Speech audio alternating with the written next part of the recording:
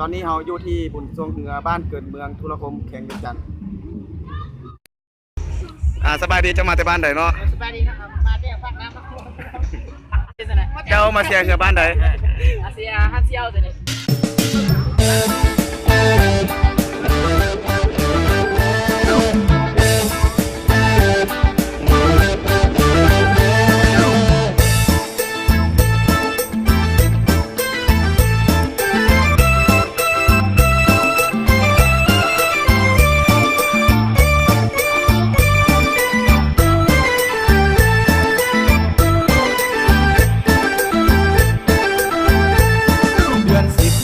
ไหลนองเดือน11น้ำคอกถอยลง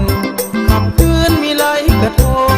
ค่ำคืนมีไหลกระทงกลางสายทองมีไหลเมื่อไฟ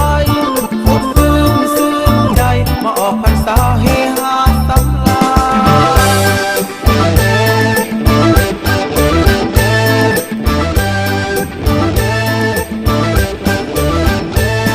ทางเล่นแข่งขันสีพายสาวหนุ่มหญิงชายสีพายทั่วหน้า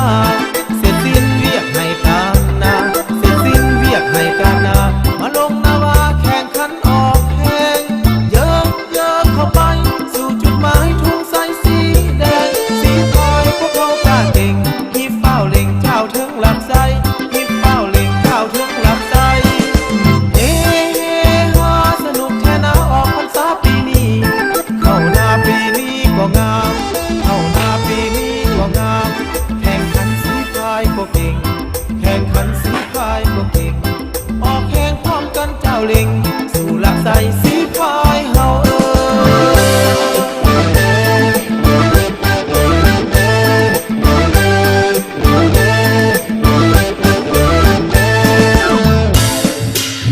เฮ้ยสาวสาวลาวเก้านาสวนน้องแคมทาขอปลูกฝังน้ำน้องผู้งามคำชายอ้ายหมายหัว